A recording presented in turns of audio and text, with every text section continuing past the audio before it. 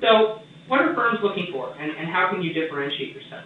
So obviously, it would be an investment bank and less so at a private equity fund, but you're going to see, they're going to see hundreds of applications for a given position. So it's all about how can you get your resume and your profile to rise to the top of the list.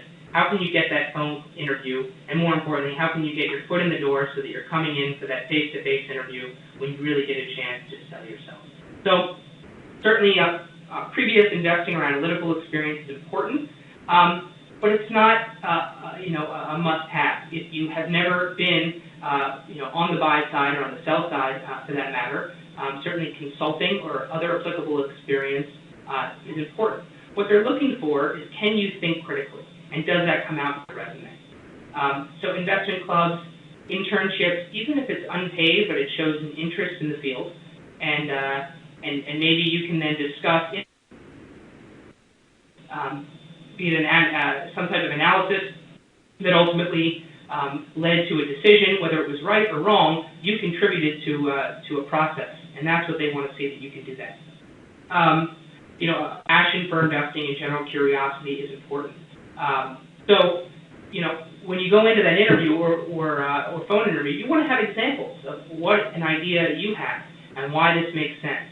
And even if it's, in their opinion, wrong, demonstrating that you have an opinion, are not intimidated, and are capable of making an argument that's fact-based and can facilitate discussion, that ultimately is the role of the associate, which is to gather all the information, to compile it in a way and synthesize it, and then to elevate it in discussion so that you can have, again, fact-based, meaningful discussion.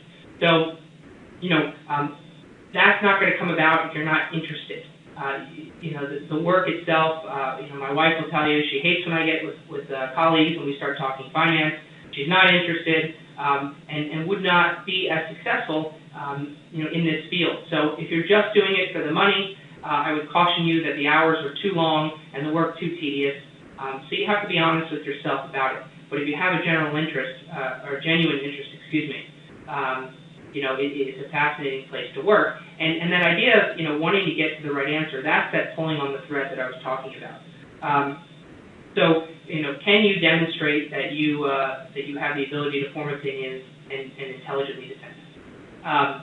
Obviously. So we actually, one quick question there from the audience. In terms of relevant work experience, how important is it that let's say, because a lot of the people on the line here are MBAs, do you need to have private equity experience before your MBA or banking experience? And if you don't, what are ways that you can kind of differentiate yourself when they're looking for this type of skills and competencies?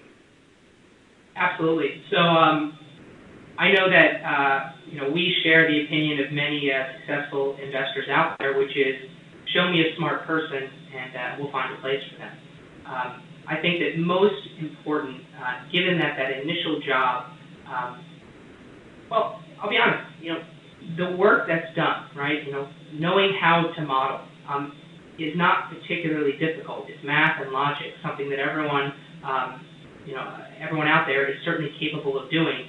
I think that it's important to demonstrate that critical thinking. And so in your relevant work experience, I would really highlight situations where you helped a team to solve a problem by applying either some sort of ingenuity or analytics.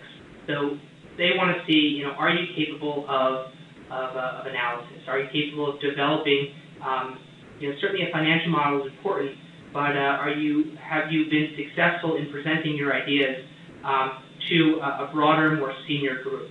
So without a doubt, there's no reason to sugarcoat it. If you don't come from some sort of investing background and you don't have any sort of investment internship or club or other affiliation on your resume, it's going to raise a flag as to why should I consider this person amongst the hundreds of other applications that I'm looking at.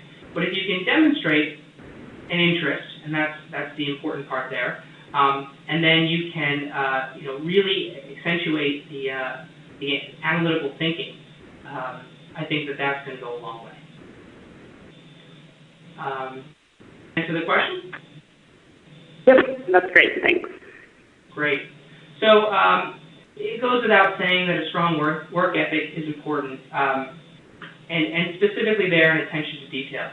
So one of the quickest ways for me to throw a resume in the wastebasket is if I see poor formatting or a lack of attention to detail. And again, these are things that can't be taught.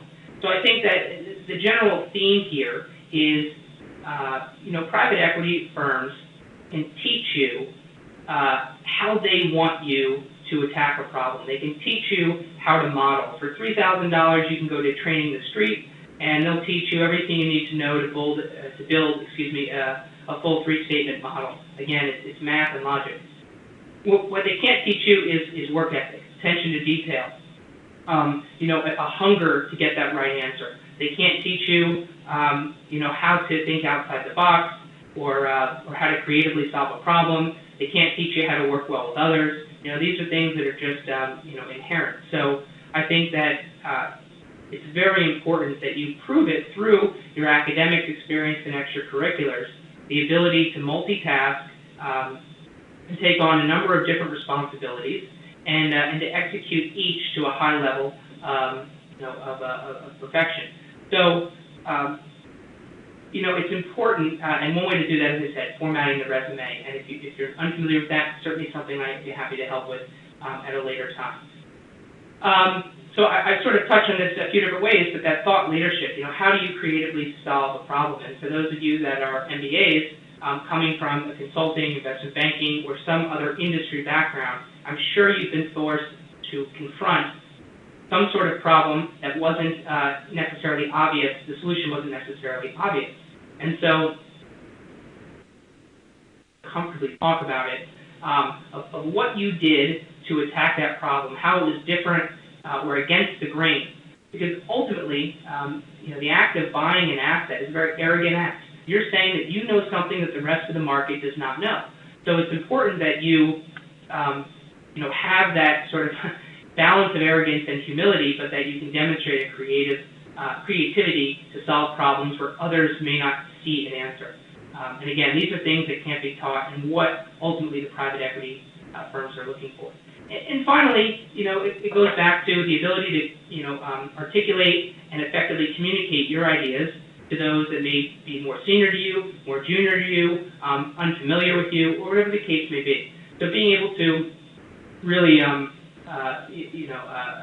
distinctly and effectively communicate your ideas, again, that lack of intimidation when someone says you're wrong, and be able to counter with that the analysis and the facts to support your position are very important.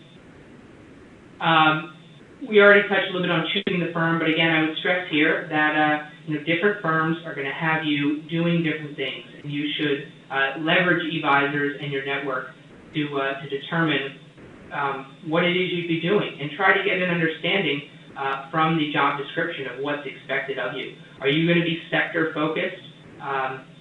Doing, let's say, large cap buyouts of business services companies.